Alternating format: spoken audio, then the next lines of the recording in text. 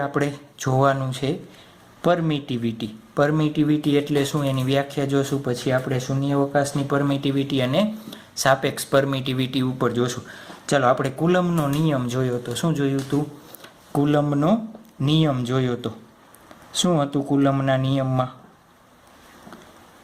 ધારો કે બે વિદ્યુત ભારો Q1 Q2 ને ક્યાં રાખ્યા છે?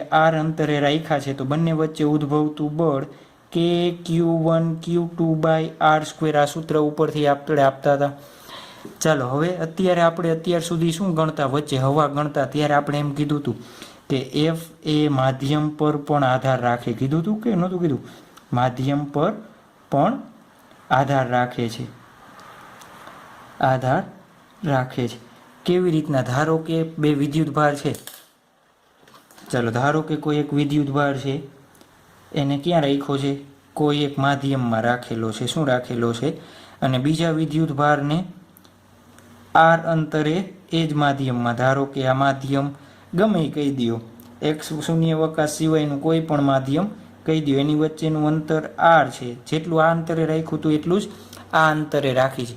તો અહીંયા ઉદ્ભવતું બળ F ડેશ E કેવું હશે? તો K Q1 K dash Q1 Q2 by r square.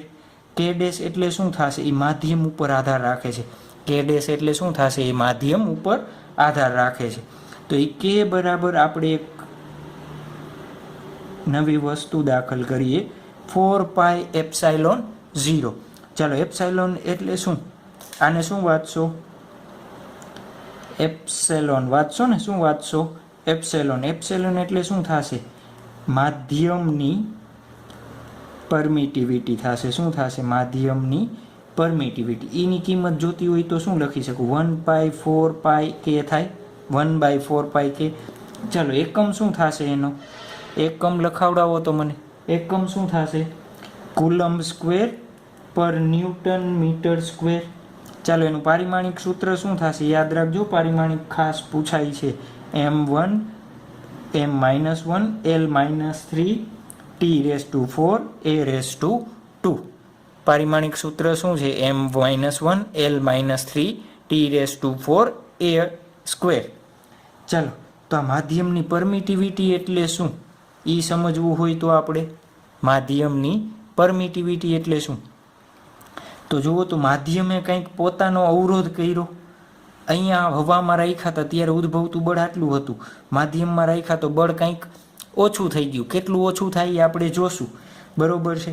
તો એ માધ્યમની પરમિટિવિટી, માધ્યમની પરમિટિવિટી. ચાલો એ માધ્યમની પરમિટિવિટીની આપણે વ્યાખ્યા આપવી છે. તો માધ્યમ કંઈક અવરોધ કરે છે ને, તો કેના કારણે? કંઈક પોતાની પાસે એવી પ્રોપર્ટી હશે.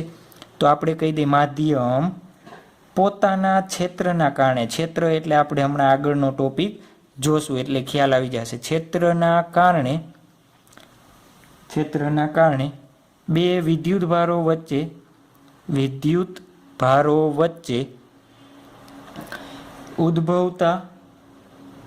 ઉદ્ભવતા બળને અવરોધે છે. શું કરે છે? અવરોધે છે. એને શું કહેવાય? માધ્યમની પરમિટિવિટી કહેવાય. તો આ અવરોધ માધ્યમની પરમિટિવિટી થશે. માધ્યમની પરમિટિવિટી થશે. ચાલો આપણે અલગ અલગ એક્સપેરિમેન્ટ કરીને અલગ અલગ વસ્તુ જોઈ. જો તો માધ્યમની પરમિટિવિટી આ સૂત્રમાં હું કિંમત મૂકું, F બરાબર K એટલે મૂકું છું 1/4 pi epsilon Q1 Q2 by r square.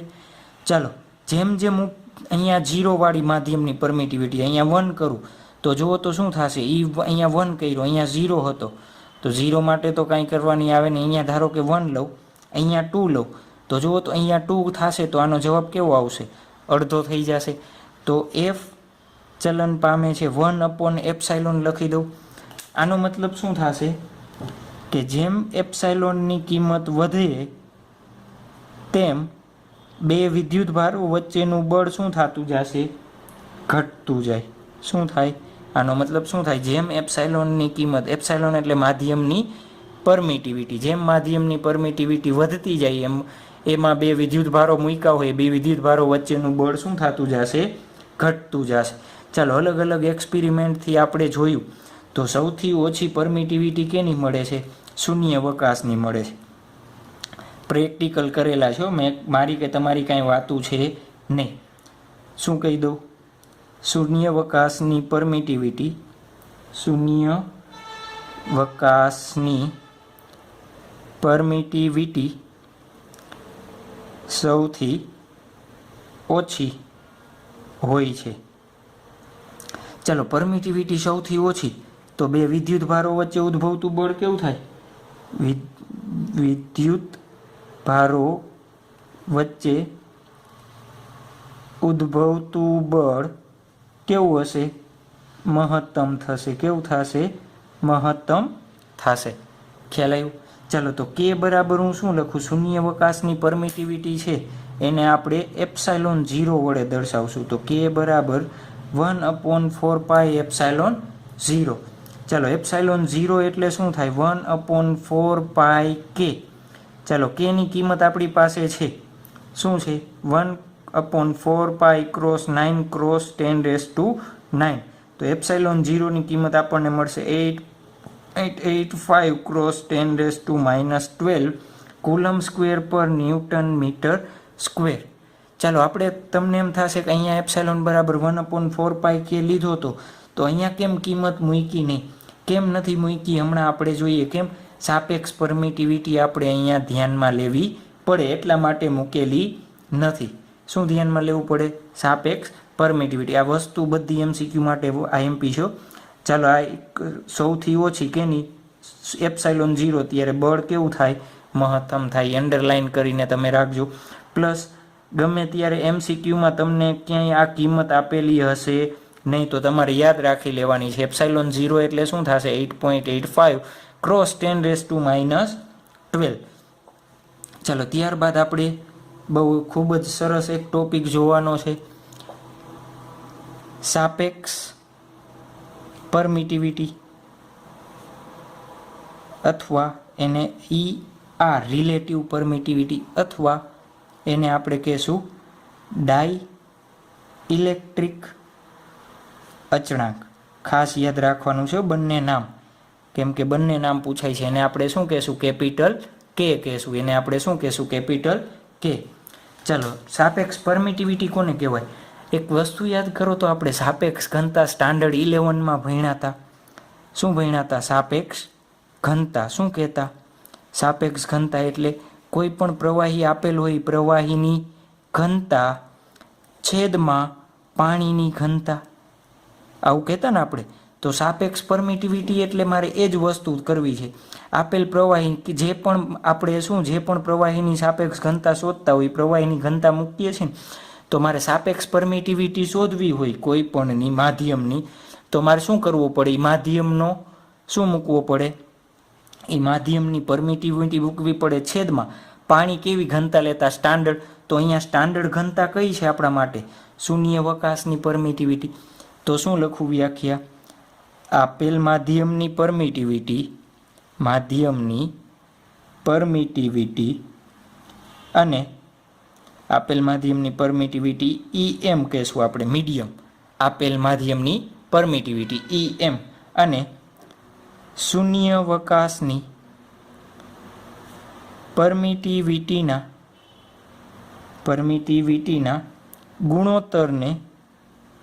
ગુણોત્તરને સાપેક્ષ પરમિટિવિટી કહે છે. સાપેક્ષ પરમિટિવિટી કહે છે. ચાલો રિલેટિવ પરમિટિવિટી અથવા કે બે વસ્તુ એક જ છે.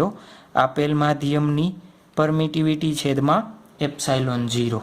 આ સૂત્ર યાદ રાખવાનું છે. આપણે આખી વસ્તુ આજે જે કરાવીએ છીએ જીનીટ માટે ખાસ અને ગુજકેટ માટે ખાસ આઈએમપી છે. ચાલો આનો મતલબ શું થયો? ધારો કે હું તમને એક ઉદાહરણ આપું. શું ઉદાહરણ આપું? કે પાણીની સાપેક્ષ પરમિટિવિટી 81 છે. કેટલી છે? 81. તો પાણીની પરમિટિવિટી ખાલી જગ્યા હશે. ચાલો શું આપ્યું છે? સાપેક્ષ પરમિટિવિટી ER એટલે શું થશે? EM છેદમાં E0. તમારે EM માધ્યમની શોધવી છે ને, પાણીના માધ્યમની, તો ER ઇન્ટુ E0 થશે.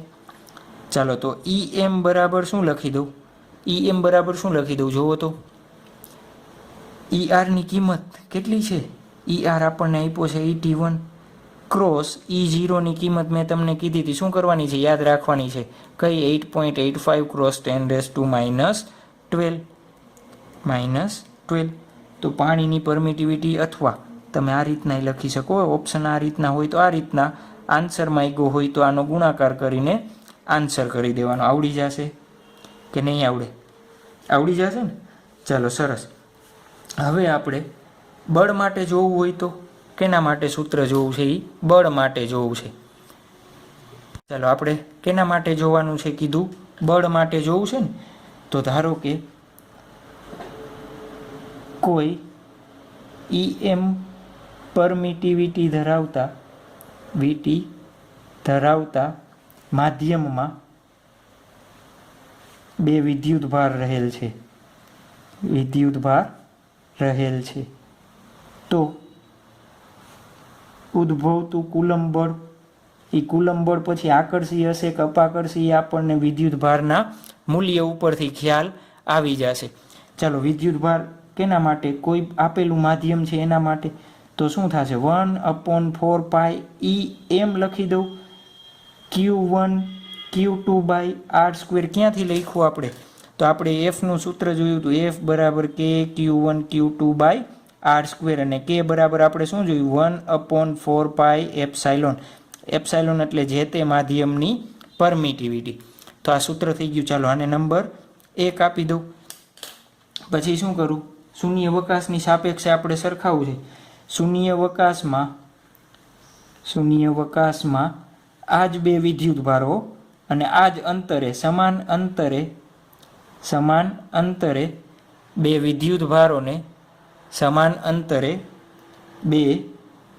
વિદ્યુતભારોને, મૂકતા કુલમ બળ એને આપણે F0 કહી દઈએ. કેમ? શૂન્ય અવકાશનું છે ને એટલા માટે. તો શું થશે? 1/E. એમની જગ્યાએ મારે શું કરી દેવાનું? શૂન્ય અવકાશની પરમિટિવિટી કેટલી છે? 1/4πε0 Q1 Q2/r². નંબર 2. ચાલો 1 અને 2 નો શું કરું? હું ગુણોત્તર લઉં. FM/F0 1 અને 2 નો ગુણોત્તર લેતા. ચાલો FM/F0 જુઓ તો FMની કિંમત શું છે? 1/4πEM Q1 Q2/r² છેદમાં 1/4πε0 Q1 Q2/r². આખું કેન્સલ. 1/4π કેન્સલ. તો FM/F0 બરાબર શું વધે છે જુઓ તો? શું વધશે? જુઓ.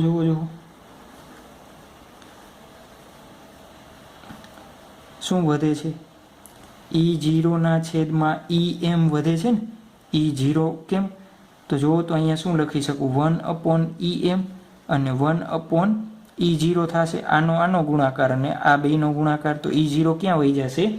ઉપર વહી જશે. ચાલો આને ઉલટાવી નાખીએ તો આપણે, અથવા શું લખી દઉં હું અહીંયા? E0/EM એટલે શું થાય? ER ક્યાંથી આવ્યું?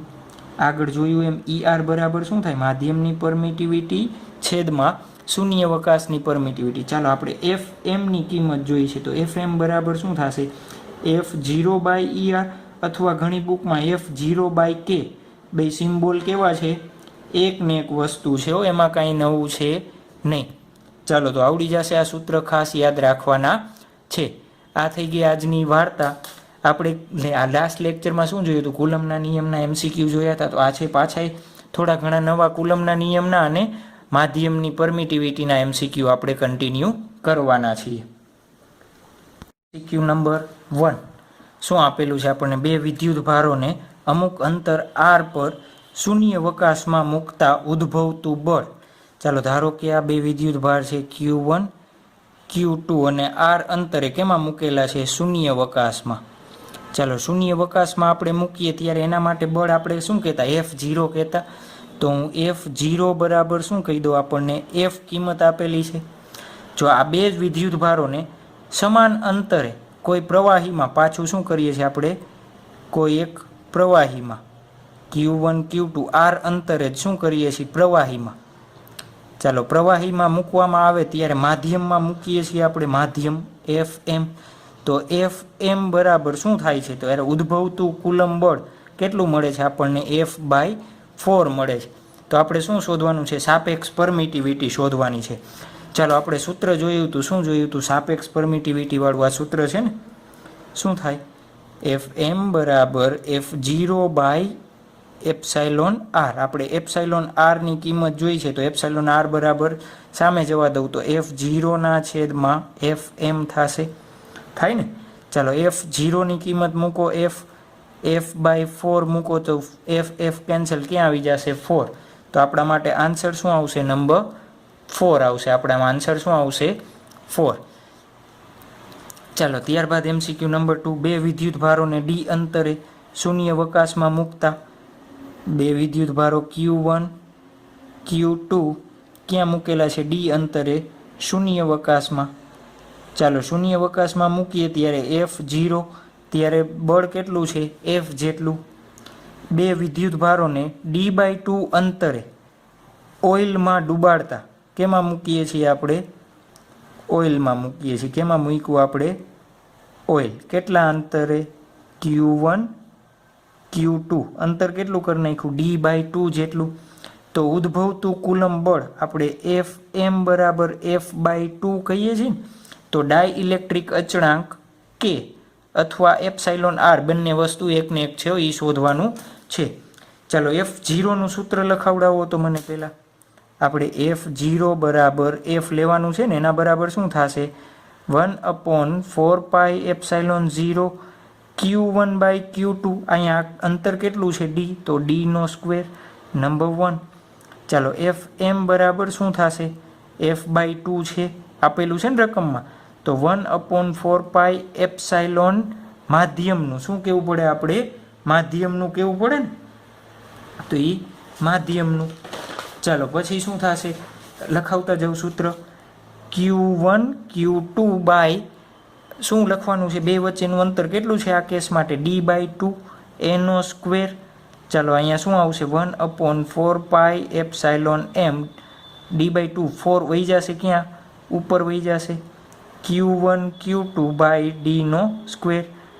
4 કેન્સલ કરાવી દેવા હોય તો કંઈ વાંધો નથી, આમનામ રાખો તોય વાંધો નથી. ચાલો આપણે આમનામ રાખીએ, કેમ છેદ ઉડાડવાની મજા આવશે. હવે આપણે શું કરી નાખીએ, F0/FM નો ગુણોત્તર લઈ. F0/FM નો ગુણોત્તર લ્યો તો શું થશે, 1/4π 1/4 કેન્સલ. તો ઉપર અહીંયા શું વધે છે, 4/ε મીડિયમ. અહીંયા શું વધે છે, 1/ε0. અહીંયા વધે છે 4/ε. આ બધું કેન્સલ થઈ જશે, તો આવું વધશે આપણા માટે. ચાલો E0 અને 4 નો ગુણાકાર, EM અને 1 નો ગુણાકાર, તો EM/4ε0. ચાલો આપણે શું જોયું હતું, આ સૂત્ર જોવો જોઈએ. એપ્સાઇલોન r શોધવાનો છે ને, તો એપ્સાઇલોન r ક્યાં મળી જાય, જુઓ તો. EM ના છેદમાં E0, તો હું શું લખું, એપ્સાઇલોન r ના છેદમાં 4 લખી દઉં. ચાલો અહીંયા F0 ની કિંમત F અને FM ની કિંમત F/2 મૂકીએ આ સાઈડ, અને ER ના છેદમાં 4 કેન્સલ. 4 ક્યાં જવા દઉં, સામે. તો ER બરાબર 4 છેદમાં 1/2, 2 ક્યાં વહી જશે, ઉપર. તો કેટલા આવશે, 8. તો આપણા માટે આન્સર શું થઈ જશે, 8. સ્પીડ નથી લાગતી ને, સાવ સહેલા સહેલા જ MCQ છે, આવડવા જોઈએ. MCQ નંબર 3 શું આપેલું છે, જ્યારે બે વિદ્યુતભારો વચ્ચેનું અંતર અડધું કરવામાં આવે ત્યારે બે વિદ્યુતભારો વચ્ચે ઉદ્ભવતું કુલમ બળ શોધવાનું. ધારો કે પહેલા બે વિદ્યુતભારો Q1 Q2 r અંતરે મૂકેલા છે ત્યારે ઉદ્ભવતું બળ F. એનું સૂત્ર શું થાય, 1/4πε0 Q1 Q2 by r square કહું. હવે શું કીધું, વચ્ચેનું અંતર કેવું કરવાનું છે, અડધું કરવાનું છે. તો અંતર r/2 Q1 Q2.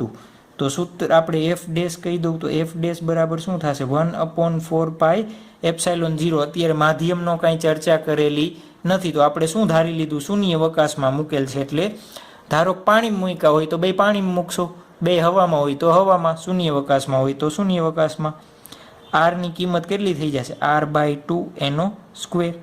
ચાલો અહીંયા r/2 નો સ્ક્વેર છે તો 2 નો વર્ગ 4, 4 ક્યાં આવી જશે? ઉપર. 4πε0 q1 q2/r સ્ક્વેર. જુઓ તો આના જેવું છે, અહીંયા છે ને એના જેવું છે ને, 1/4πε0 q1 q2 r સ્ક્વેર. તો f ડેશ બરાબર 4f લખી દો તો જવાબ શું આવશે? આપણે 4 ગણો આવશે. ચાલો જુઓ જો એના પછી શું છે? બંને વિદ્યુત ભારોને બમણા કરતા. ચાલો પહેલાં ધારો કે વિદ્યુત ભાર q1 છે, q2 વિદ્યુત ભાર છે, r અંતરે રાખેલા છે. હવે શું કહે છે? બંને વિદ્યુત ભારોને બમણા કરતા. કેસ નંબર 2, બે વિદ્યુત ભાર 2q1 2q2 બમણા કરવાના છે ને, અને બંને વચ્ચેનું અંતર અડધું કરવામાં આવે. અંતર r હતું તો r/2 કરી દો. તો ઉદ્ભવતું કુલમ બળ, ચાલો આ કેસ માટે ઉદ્ભવતું કુલમ બળ મને લખાવડાવો. અત્યારે હું કે જ લખું છું, ચાલશે ને? ચાલે જ ને. ચાલો આના માટે f ડેશ કે q1 ની જગ્યાએ 2q1, q2 ની જગ્યાએ 2q2, r ની જગ્યાએ r/2 એનો સ્ક્વેર. ચાલો વર્ગ છે તો ઉપર વહી જશે 4, 4 4 4 તો ક્રોસ 4 કે q1 q2/r સ્ક્વેર. જો આની જગ્યાએ શું લખી શકાય? f. તો 4 4 ઝા 16 f. તો કેટલા ગણું થશે? 16 ગણું. તો n બરાબર કેટલું આવે? 16 થાય. કેટલું આવે? n બરાબર 16 થશે. સ્પીડ નથી લાગતી ને MCQની? આવા સારું નાના નાના MCQ છે, શું સ્પીડ લાગે? ચાલો જ્યારે બે સમાન વિદ્યુત ભાર ધરાવતા પદાર્થને 3 મીટર દૂર મૂકવામાં આવે છે, સમાન વિદ્યુત ભાર ધરાવતા પદાર્થને 3 મીટર દૂર મૂકવામાં આવે છે, ત્યારે અપાકર્ષી બળ 1.6 ન્યૂટનનું ઉદ્ભવે છે.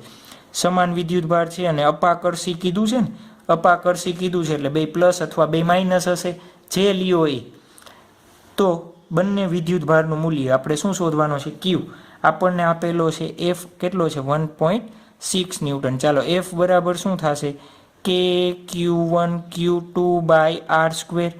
ચાલો કે ની કિંમત 9 × 10⁹ q1 એટલે q લખી દઉં, પાછો q2 એટલે q લખી દઉં. જોજો 9માં અને qમાં કન્ફ્યુઝન ન થાય. આ 9 છે, છેદમાં r એટલે 3 નો વર્ગ 9 9 કેન્સલ.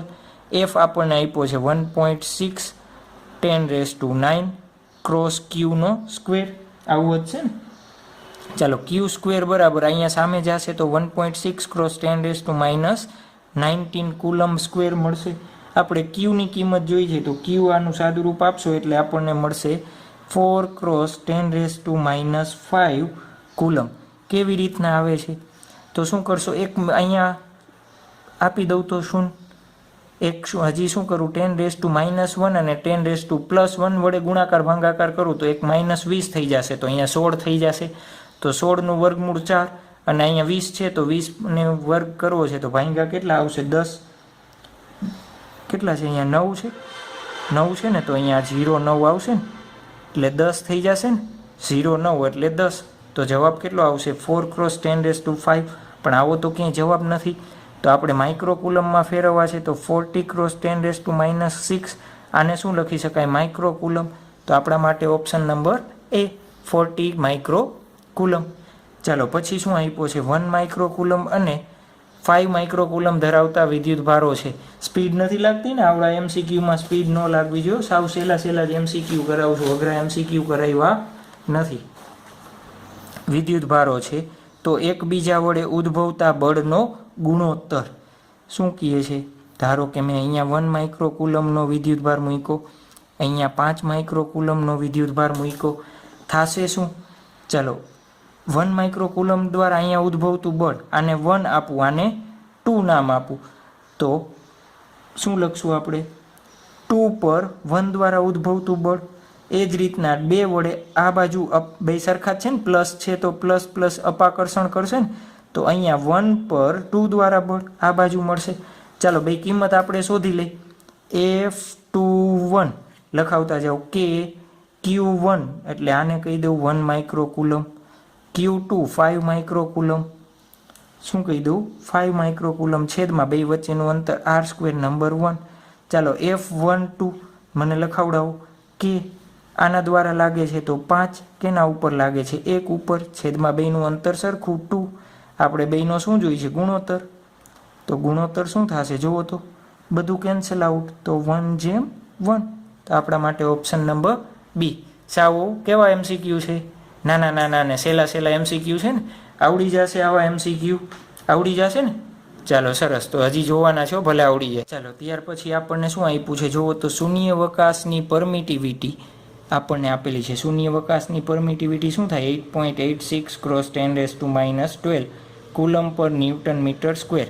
ડાયઇલેક્ટ્રિક અચળાંક પાણી માટે આટલો હોય. ડાયઇલેક્ટ્રિક અચળાંકને ER કહીએ છીએ ને આપણે, તો પાણીની પરમિટિવિટી શોધવી છે. ચાલો ER બરાબર શું થાય, માધ્યમની પરમિટિવિટી છેદમાં ε0, તો EM બરાબર શું થશે E0 ER. ચાલો E0ની કિંમત મુકાવડાવો 8.86 × 10⁻12, ER એટલે 81. આવા જ જવાબ માંગ્યા છે ને, તો આવો જવાબ ક્યાં આપ્યો છે ઓપ્શન નંબર એમાં.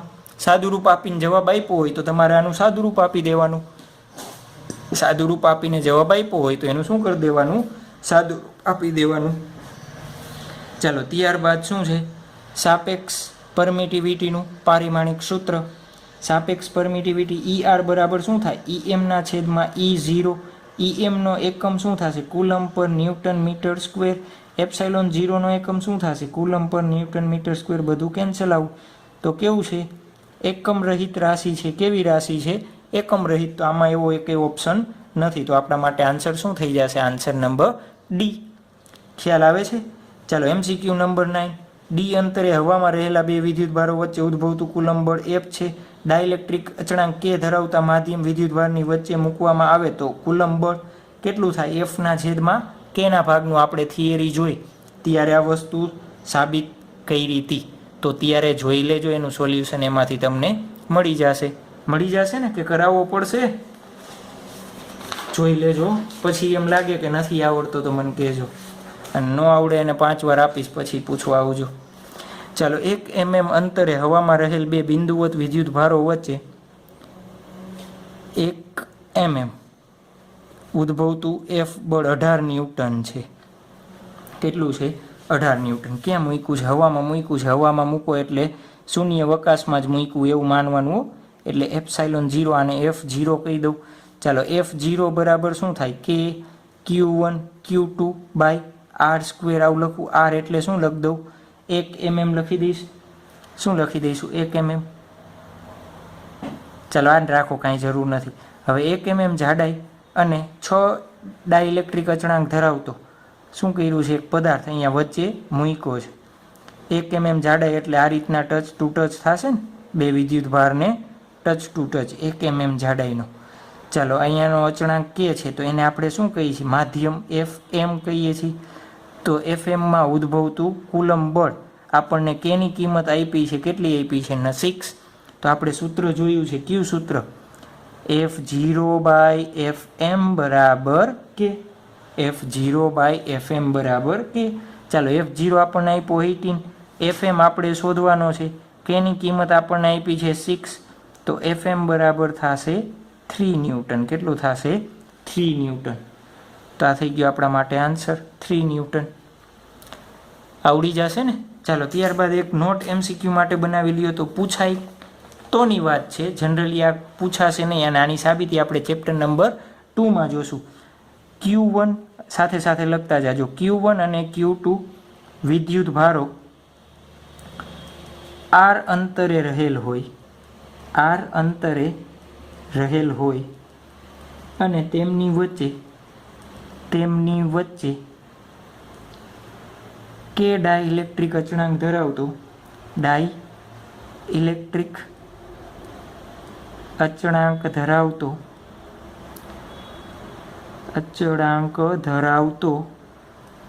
T જાડાઈનો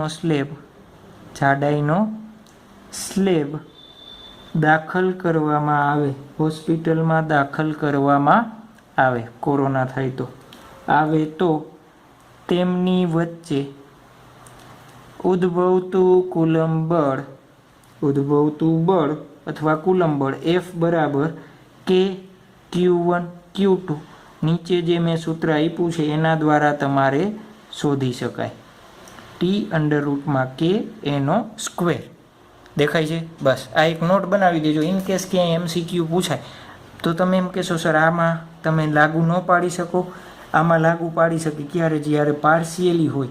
આ જુઓ જો 1 mm વચ્ચોવચ્ચ ફીટ બેસી ગયું છે. અડધું આપ્યું હોત, અડધું વચ્ચે હવામાં રાખેલું હોત તો આપણે આ સૂત્રનો ઉપયોગ કરી શકીએ. ખ્યાલ આવે છે? કેવી કન્ડિશનમાં? ધારો કે બે વિદ્યુતભાર છે Q1 Q2, એની વચ્ચે હું એક સ્લેબ મૂકું T જાડાઈનો. આ બે વિદ્યુતભાર વચ્ચેનું અંતર R છે.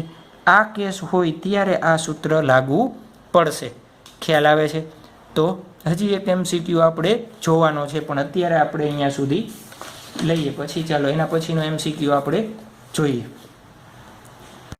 11 ચાલો શું આપેલું છે? સમાન લંબાઈની દોરી વડે બે સમાન વિદ્યુતભાર લટકાવેલ છે.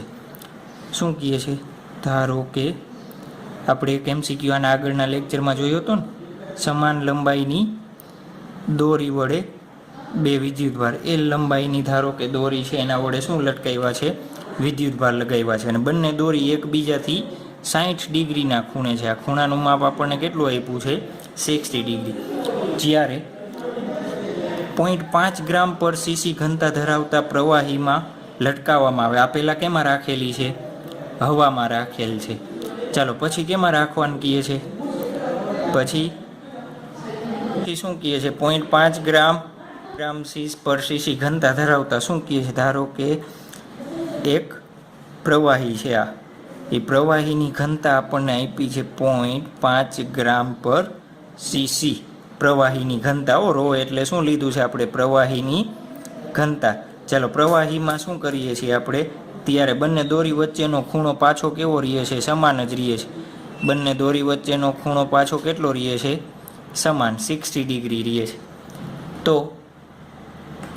તો શું કરવાનું છે આપણે? પ્રવાહીનો ડાઇલેક્ટ્રિક અચળાંક K અથવા ER શોધવાનો છે. K અથવા ER શોધવાનો છે.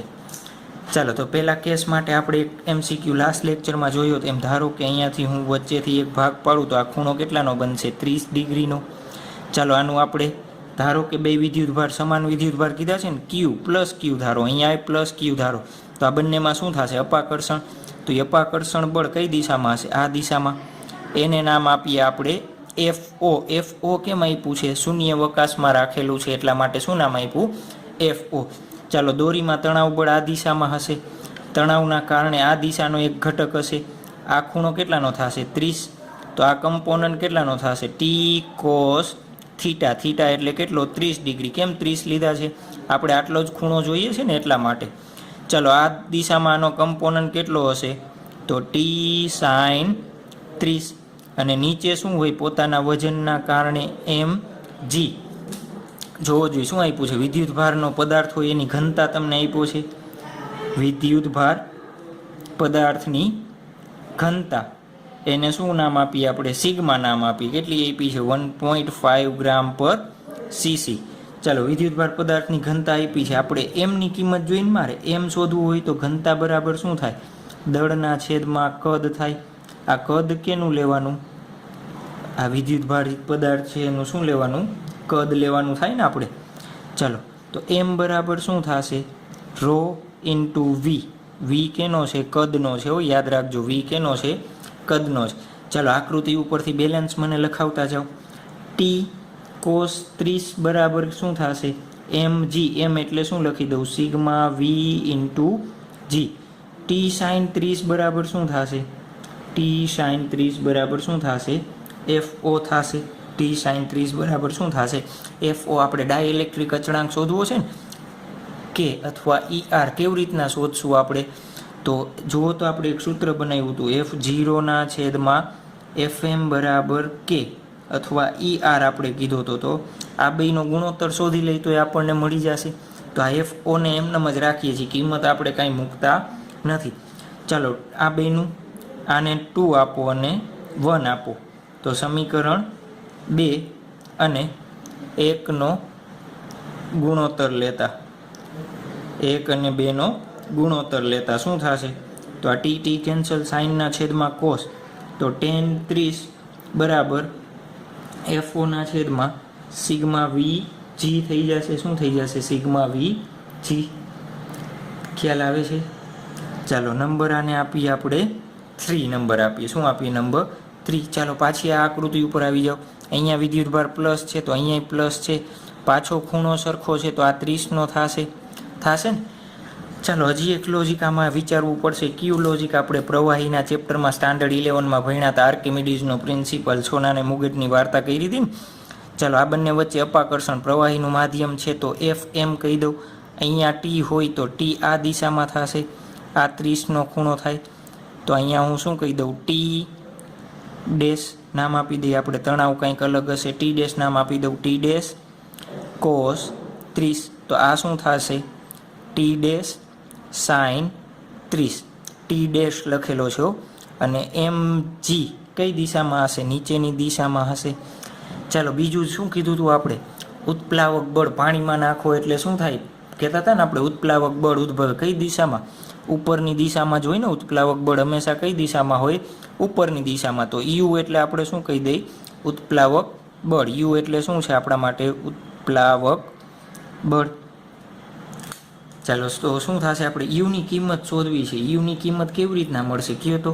ઉત્પ્લાવક બળ કેટલું, આ કોઈ એક પદાર્થ છે, તમે એ પદાર્થને તમે શું કરો, પાણીમાં નાખો તો કેટલું ઉત્પ્લાવક બળ ઉદ્ભવે. શું કહેતા, જેટલા કદનો પદાર્થ હોય એટલું જ કદ પાણી બહાર આવે. આપણે એક્સપેરિમેન્ટ જોયો હતો ને. તો યુ શોધવો છે તો યુ હું શું લખી શકું, તો યુ બરાબર હું આવું લખી શકું, રો વી એટલે કદ જી. વી કેમ લખ્યો, આ ગોળાનો કદ જેટલો હશે એટલું જ પાણી બહાર આવશે, જે પ્રવાહી હશે એટલું જ બહાર આવશે ને. તો મારે શું લખવું પડે, રો વી જી લખવું પડે. ચાલો તો આને પાછું આકૃતિ ઉપરથી બેલેન્સ કરતા જઈએ આપણે, લખાવતા જાઓ. ટી ડેશ સાઇન 30 બરાબર એફ એમ. ચાલો T dash cos 30 plus you, બે ઉપરની દિશામાં છે ને આ બે એટલે પ્લસ છે, બરાબર એમ જી. એમ જી એટલે શું આવશે, અહીંયા આપણે શોધેલું જ છે એમ એટલે. ચાલો તો ટી ડેશ કોસ 30 બરાબર એમ જી માઇનસ યુ. એમ જી એટલે સિગ્મા વી જી રો વી જી. સિગ્મા માઇનસ રો, વી જીને શું લઈ લીધા, કોમન લઈ લીધા. ચાલો આ બેનો ગુણોત્તર લઈ લે, આને આપીએ નંબર 4, નંબર 5. સમીકરણ 4 અને 5નો ગુણોત્તર લેતા. ચાલો સમીકરણ 4 અને 5નો આપણે ગુણોત્તર લઈએ છીએ તો શું થશે જુઓ તો, ટી ડેશ કેન્સલ, સાઇન 30ના છેદમાં કોસ 30, ટેન 30 થઈ જશે. એને બરાબર એફ એમના છેદમાં સિગ્મા માઇનસ રો વી જી. નંબર આપીએ આપણે 6. ચાલો આ નંબર 3 અને 6નો શું લઈ લઈએ આપણે ગુણોત્તર. સમીકરણ 3 અને 6નો ગુણોત્તર લેતા શું કરીએ છીએ આપણે, ગુણોત્તર લેતા શું થશે, ટેન 30ના છેદમાં ટેન 30 એટલે 1. ચાલો એફ 0 છેદમાં સિગ્મા વી ઇન્ટુ છેદમાં F M, sigma minus rho V G cancel. ચાલો આ બેનો ગુણાકાર થશે અને આનો નાનો ગુણાકાર થશે તો એફ 0ના છેદમાં F M sigma minus rho into sigma 1. આવું વધશે ને કે નહીં વધે. ચાલો એફ 0ના છેદમાં આપણે એફ એમ શોધવું છે ને, તો સિગ્માને ક્યાં જવા દઉં, હું ઉપર જવા દઉં. તો એફ 0ના છેદમાં એફ એમ બરાબર સિગ્મા છેદમાં સિગ્મા માઇનસ રો. સિગ્માની કિંમત કેટલી છે 1.5 છેદમાં 1.5 માઇનસ 0.5. તો એફ 0ના છેદમાં એફ એમ એને શું લખી શકાય, ડાયઇલેક્ટ્રિક અચળાંક. આનું સાદુરૂપ આપશો એટલે આવશે 1.5 આવશે. કેટલો આવશે 1.5. તો આ થઈ ગયું આપણા માટે આન્સર. તો ગમે એ પૂછાય તો આપણને આવડવું જોઈએ.